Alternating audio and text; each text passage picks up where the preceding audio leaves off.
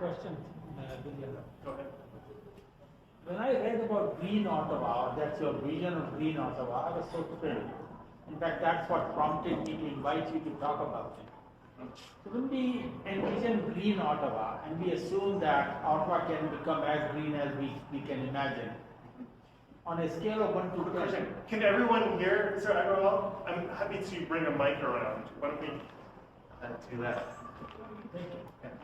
So what I'm asking is, if you imagine Green Ottawa, very Green Ottawa, on a scale of 1 to 10, if that is 10, where are we today? Yeah, that's it. Very interesting question. I mean, green, I actually don't find the most helpful word because it goes in a whole lot of ways. It can be interpreted in a whole lot of ways. So why we have it in our slogan is another question.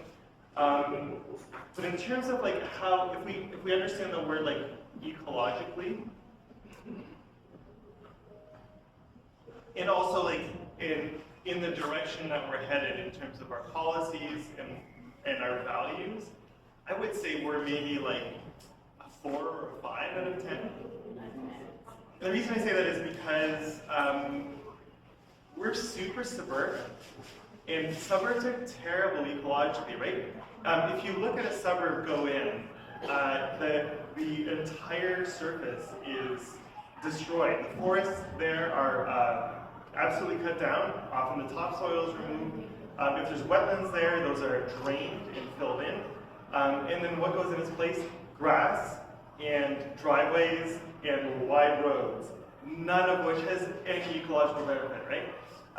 So it's just the absolute destruction of the ecosystem that we inhabit. And that's pervasive across Ottawa.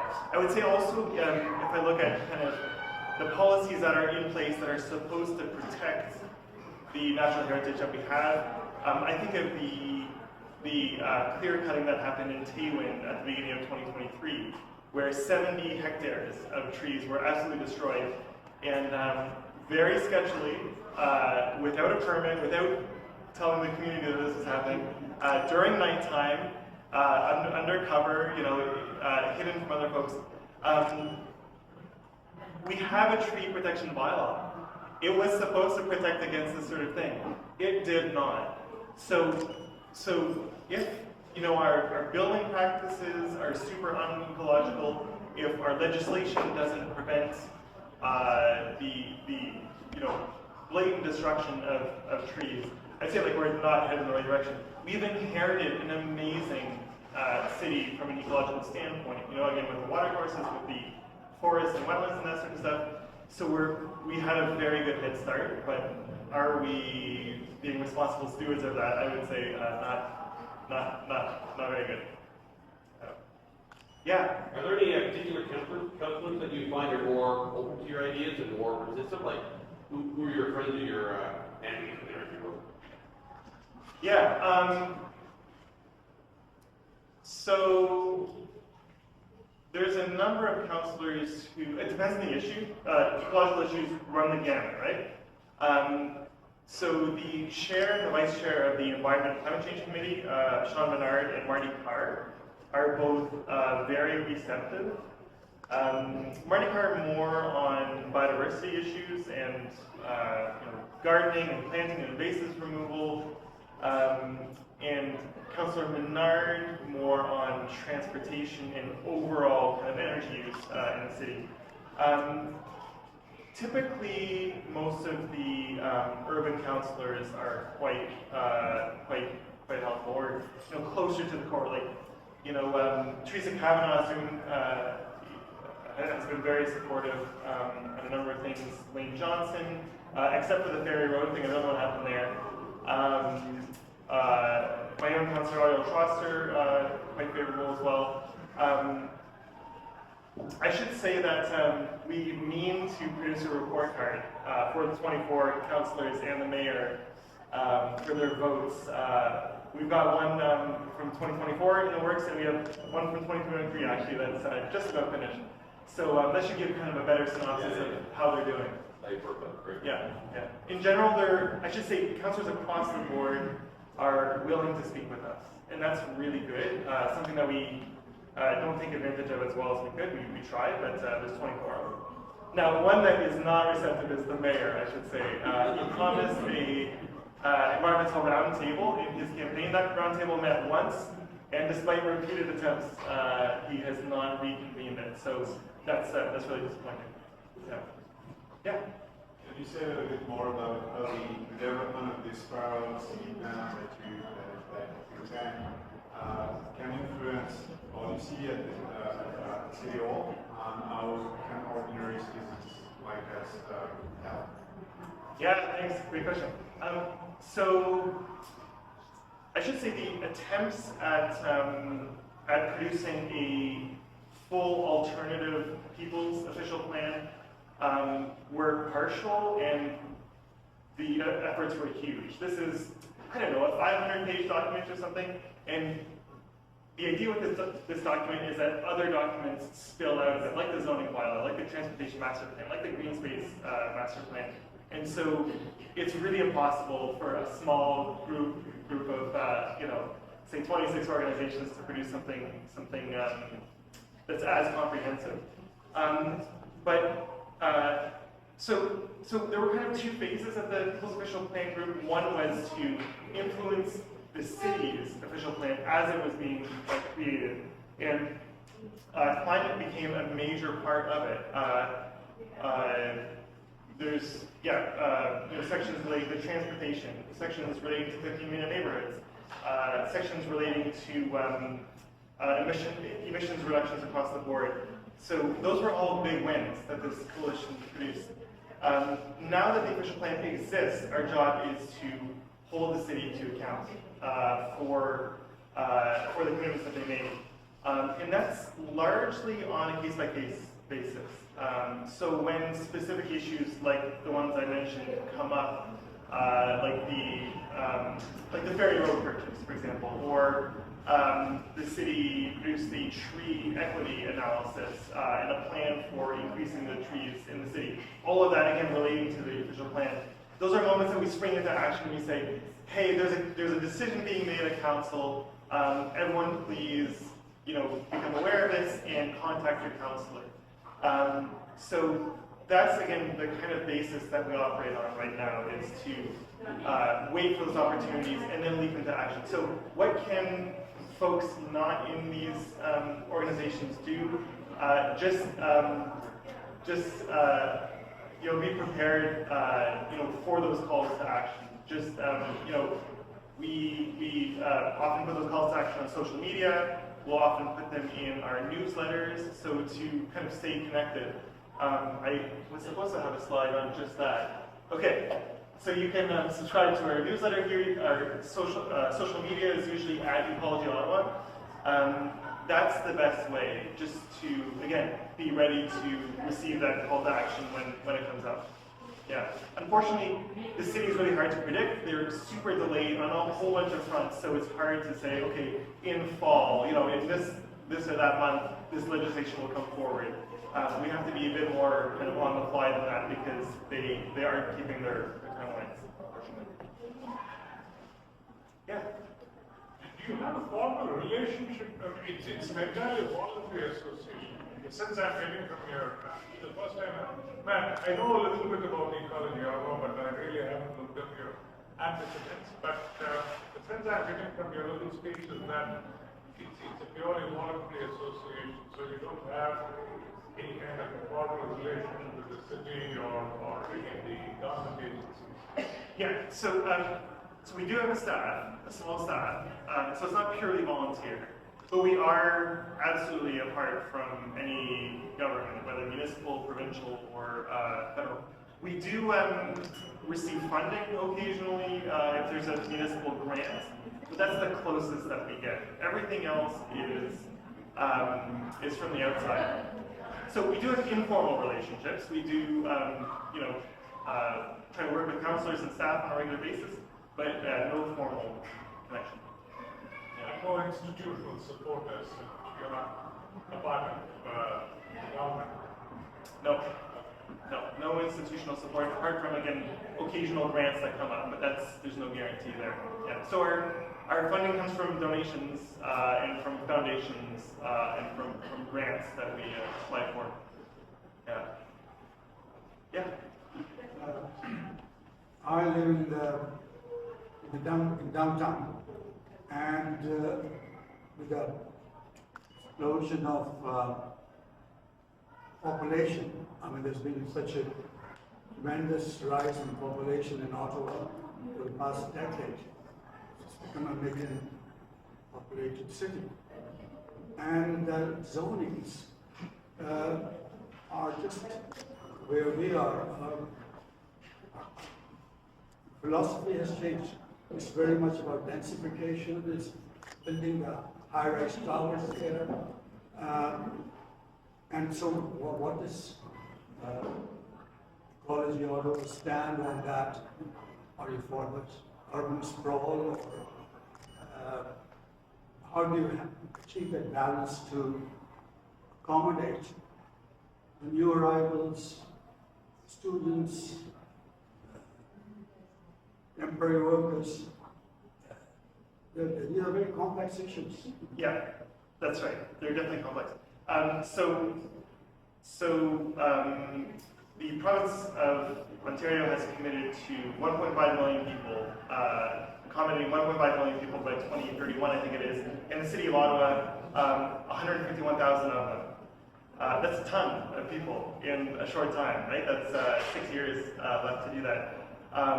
And so we need housing.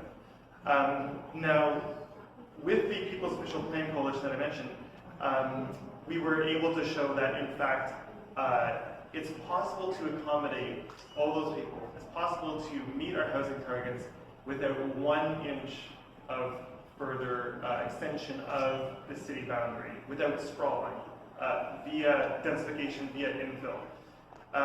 Part of the reason that's possible is because Ottawa is so suburban and so sprawled. The space is simply there. It just, we can't have these sprawling lots, right, with just grass.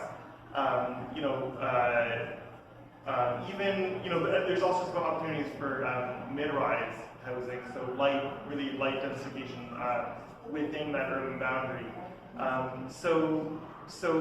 There's a great video that I can share that kind of walks through that process. But yeah, suburban sprawl is one of the worst things ecologically, frankly, economically as well. There was a really nice study that the city of Ottawa itself commissioned that showed that for each person per year, suburban sprawl as an approach to development costs $465. So that's tax dollars coming from each person. Densification, by contrast, each person gains 160 or so dollars. So from an economic standpoint as well, and you could kind of go through the categories. But the short version is that suburban sprawl is no good for anyone, and densification can be done lightly, really manageably, to still meet our housing targets. I hope that answers your question. It's, as you say, it's a very complex issue, but it can be done ecologically. Yeah. Okay, so your hand up, or? Yes, I do have my hand up.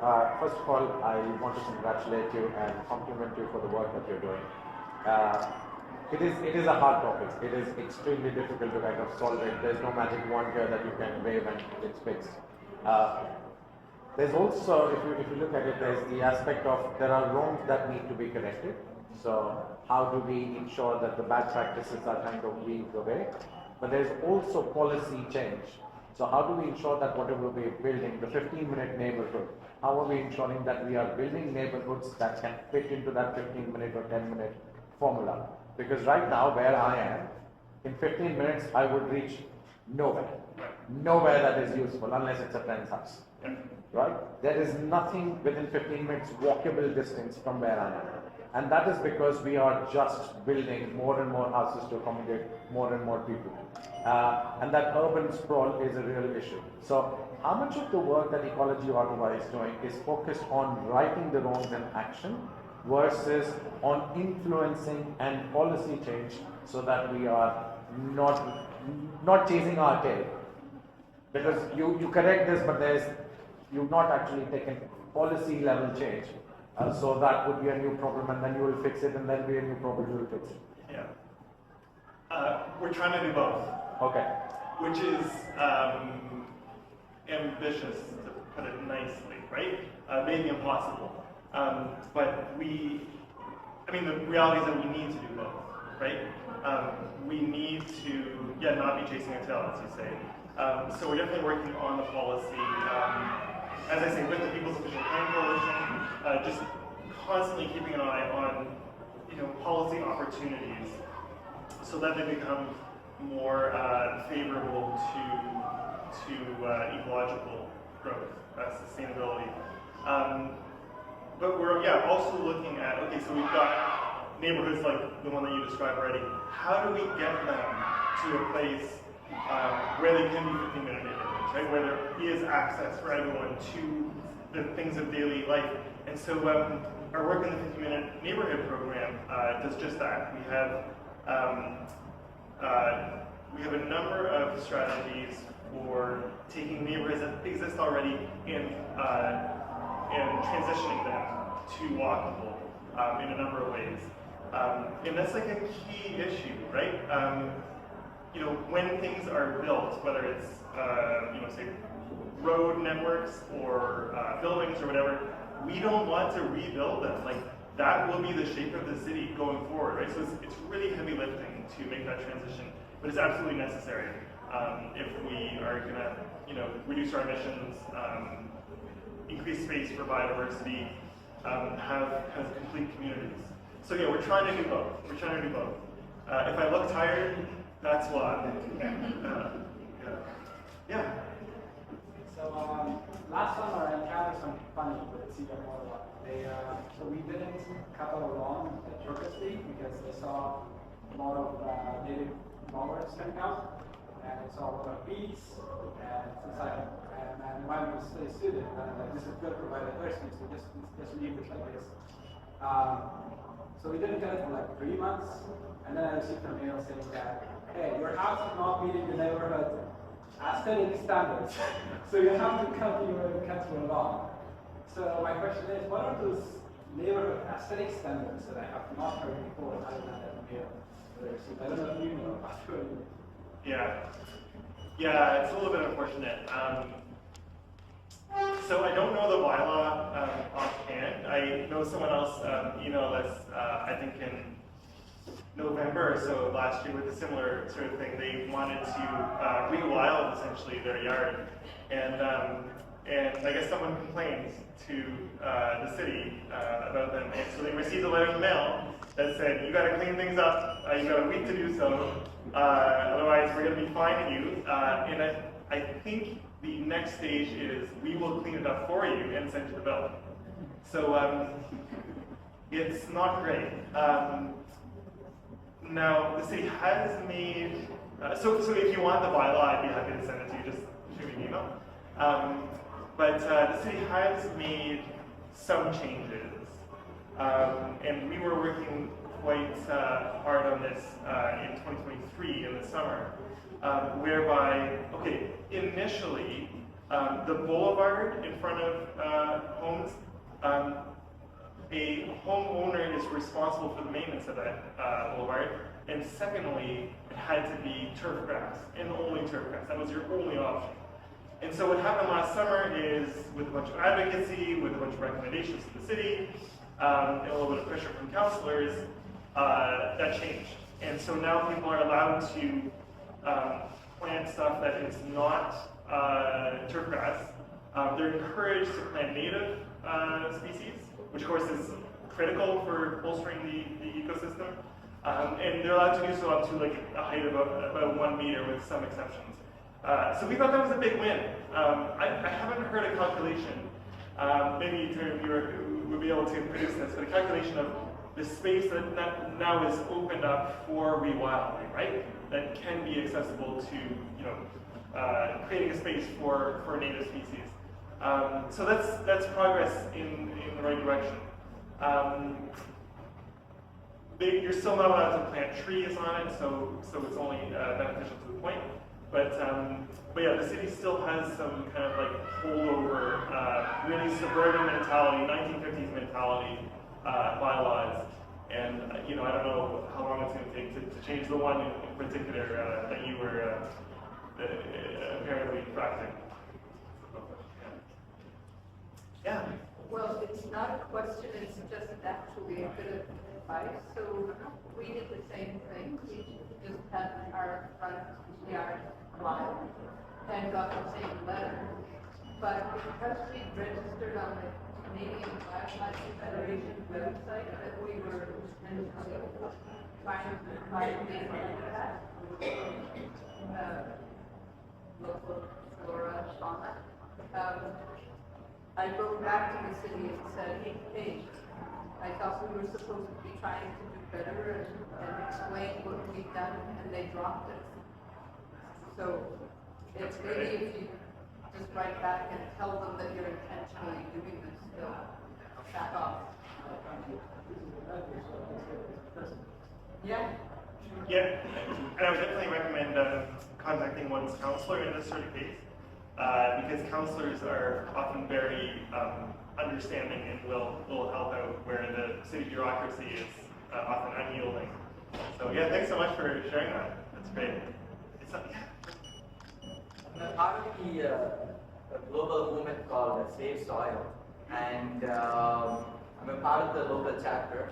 So I see by preserving the trees and by working on such bylaws, you are already working on soil preservation directly or indirectly in many ways, which is great apart from other initiatives that you're taking care of. I was wondering, are there avenues that you can or we can collaborate on causes which we're already working on? Maybe are there avenues that local organizations like us can get involved with you, maybe, and kind of movement situation here that I see. Is there any possible? Yeah, thanks so much. I'm so glad that you raised soil. I'm gradually becoming aware of just how critical a well-functioning soil is. We don't think of it. We think about everything that's on top of the soil, right? But there's so much that goes on in soil, so it's fantastic to hear that you're doing this work. The very first thought that I had was some partners of ours, an organization called Forêt Capitale Forest. They are the main non-profit tree planters in the city, and they won't stop talking about soil. And I think they're even doing some soil testing with the University of Guelph. So there is work going on in the city on this. The extent to which our initiatives at Ecology Ottawa really focus on soil, I mean, certainly to the extent that we're trying to prevent suburban sprawl, right? And the destruction of soil that goes on there. But I have to think a little bit more about deep paving. We're always looking for deep paving projects, so those are very expensive. Yeah, we should chat a little bit about some possibilities. I'd have to think a little bit more. Sure. Thanks for raising it, though. And Go ahead. Hi, I'm an environmentalist and I've been involved with the private structure climate movement in several countries, also in Ottawa. One thing I've noticed is I don't see the young population is as much active in Ottawa. Whenever I attend environmental events, I see very low number of young people. So my question is, what is the underlying factor of this and how can we improve it? Yeah, great question. I don't know. I mean, I think the important thing is to ask the question and to talk about this, right? In particular with youth. This is a great question for me to run by our youth council. My feeling is that COVID did an absolute hatchet job on youth and their capacity to form community. I just heard this very fascinating podcast as well about isolation and loneliness. And I think, it's kind of cliche at this point to talk about social media and the effect that it has on our lives, but I think also the effect is real, right? So I think that plays a role. I think also the built form of our communities, right? Suburban communities, suburban neighborhoods don't lend to coming together as an intricate and diverse community as do urban areas, say like the one that I live in, or New York even, because you have a whole bunch of homes that first of all are just spread out from each other, but also like the same type, and so you're gonna have, for example, there's a socioeconomic sorting that goes on there, right? Whereas, yeah, when we have a whole bunch of people in relatively close proximity of a diversity of housing types, there already you're gonna, be able to experience people of different, different perspectives and different backgrounds and that sort of thing that form community in ways that I think are really good. So I think there's like a bunch of factors, but like the question is so important that it deserves studying and an answer by someone who really knows what they're talking about, right? Because it's so critical. So yeah, good question. I hope people keep talking about it. Yeah. I think it's a question might come in. Yeah. Yeah. So I was wondering about the existing suburbs. I live in one. Are they beyond salvation, or can they be saved? How can you modify what is already made?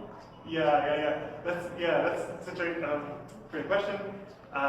They are not beyond salvation, but it's tough. So there's a whole literature around exactly this, retrofitting suburbs, because it's such a critical question in the U.S. in particular. So there's a bunch of good resources that I would be happy to send your way. Just to give you an example of one measure that can be taken, so one of the recommendations that we have with the zoning bylaw that is for transitional parking strategies.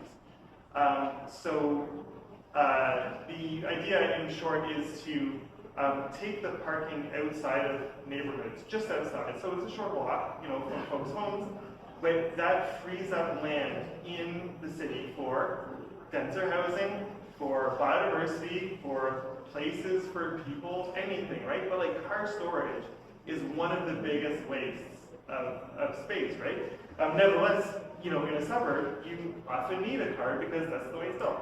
So we're saying that if we have these parking facilities just outside of communities, that will help wean folks off cars and be, an important first step toward a more ecological setup. So like crafty things like that are possible, but it's like it takes a lot of work, takes a lot of political will, and some creativity. May I just add, it's not just the political, people's perspective has to change. Yeah. I see these huge houses. Yes. No politician forced them to, but they build these houses where there are 5 drivers. Like 50% of the house is cars. Yeah. And there's a huge driveway, the highway, and it's basically like some internal changes through education, through awareness, which have to be got. And I just found out a channel called Not Just Bikes, which covers these things very good areas. If people are interested, they should check it out. Yeah. Not Just Bikes has some fantastic stuff, and all sorts of people have been orange billed, as it's called, by that channel. But yeah, I think there's also like the sunk cost issue with cars, right? Average cost of cars. Does anyone know this? Average cost of annual cost of car with insurance, maintenance, gas, purchase of the car.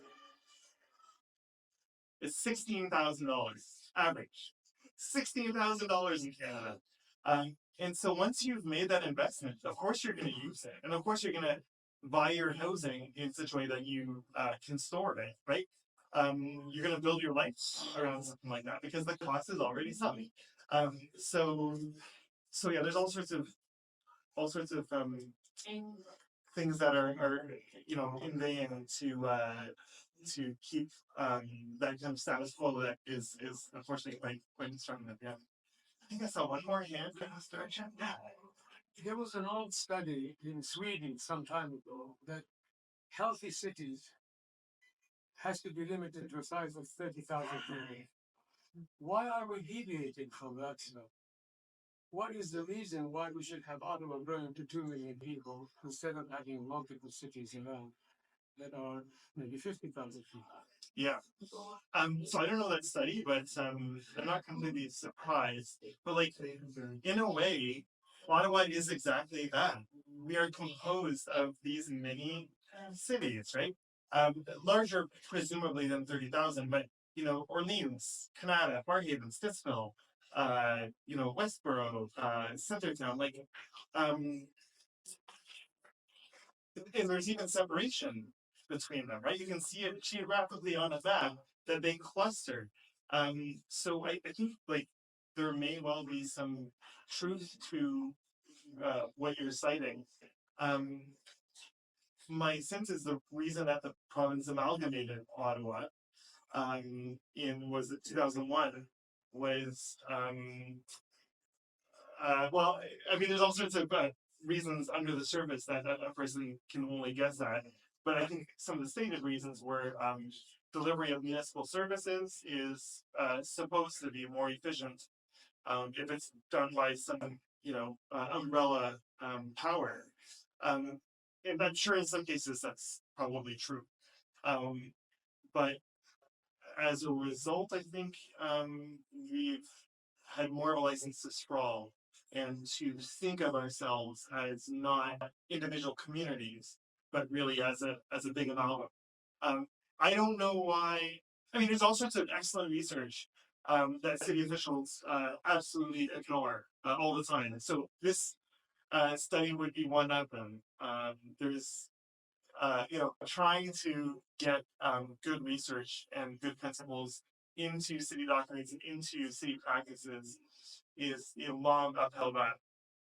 So, not a very satisfying answer, unfortunately, but that's the situation we're in. My problem is that you see the people live in Orleans, but they have their work in Sicily. Yeah. That's why the Queensway is chopping block up with traffic morning and night. Yeah. The people were working and busy the same way we're doing it. Yeah. I mean, we've made it possible also, right? Through construction of roads and privileging of the automobiles and that sort of thing, that to have the lifestyle that you're talking about. And so that's another reason. We've built into our cities the expectation that you can drive anywhere you want, find parking there, and have relatively free access via car that way. I think that's another reason why we've forgotten kind of much older principles of city and community design. It's not great, but yeah. Okay, yeah, good question. Yeah, so I know people who come from maybe disadvantaged socioeconomic backgrounds are less likely to take part in these ecological initiatives. How do you make sure kind of balance the goals that you have with kind of the perspectives from those disadvantaged communities and socioeconomic perspective? Yeah, that's a great question. I mean, I think it's a discipline, right? You have to make that commitment and then find concrete ways to do it. I know there's a whole literature on this as well, and not simply on an ecological perspective, but for any city decisions. Because it's a very common pattern that cities fall into that the loudest voices are the ones whose decisions and opinions carry the day. And those happen to be folks who have the time and the luxury of reading up on these things, of showing up at the meetings. So that's a real problem. There's some good organizations who are focusing on exactly this sort of question. One of them is our partner, Cowley, City for All Women Initiative. They've got some really great ways. For example, they will provide childcare during meetings, whether city meetings or their own. They'll provide honorariums for folks to participate. They'll eliminate barriers to accessibility if there are any physical barriers, and so on and so forth. I know some pilot projects in the States have similarly paid people to attend consultations, but they've also I think been very deliberate about instead of having an open consultation for decisions, to say no, we're going to essentially assemble a council that's representative of the population in our city. Again, pay them for their participation and have them make decisions. So, that those usually just remain pilots; they don't become standard practice. But I think at the very least there are people thinking about this and providing some solutions to it. But as I say, it is a discipline. It's something that we need to be deliberate about and make space in our in the work that we do. Hope that helps to some degree. It's a great point. Yeah. I don't want to take a minute more time. I know there's great refreshments in the back, but if there are any questions, happy to answer.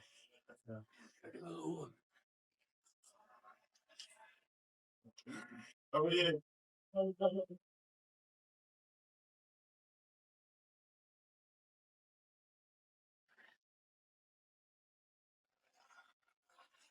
I would say, William, you have outdone McKibben. McKibben's message was more of an appeal to join the action or else. You have rattled the cage. You have really opened our eyes. It's an eye-opening educational session. Thank you very much for all that. In fact, I've learned a lot that I wasn't quite aware of. I live in my cocoon and I wasn't aware of the environment, and that's what I was telling my fellow in the discussion with fellow participants. Well, thank you very much for taking the time to come and make such an exhaustive presentation for us. And I hope some of us will get involved in Ecology Ottawa movement. So we thank William very much. We thank this facility, beautiful facility, beautiful arrangements, and we thank you all for joining us. Okay, so we'll have some refreshments at the back. Okay.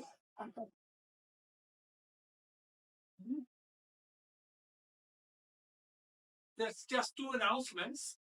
One is our next event. We are starting a monthly series, monthly talks. The first one is this month on the 16th. It is about fearlessness, and our speaker will be Lalit. I forget his last name. Lalit at the back. He will be our speaker. So you're all welcome to join that. And we have a musical program coming up on the 12th of April. It will be in Walter Baker. So you'll be getting a notice about that. There is a classical vocal singer coming from India, and he will be singing hymns, classical hymns. And they will be, I suppose, all in Hindi. So if you like the music, then you will enjoy them. But if you're looking for meaning of the words, yes, it will be a challenge. Okay? Thank you all very much for coming.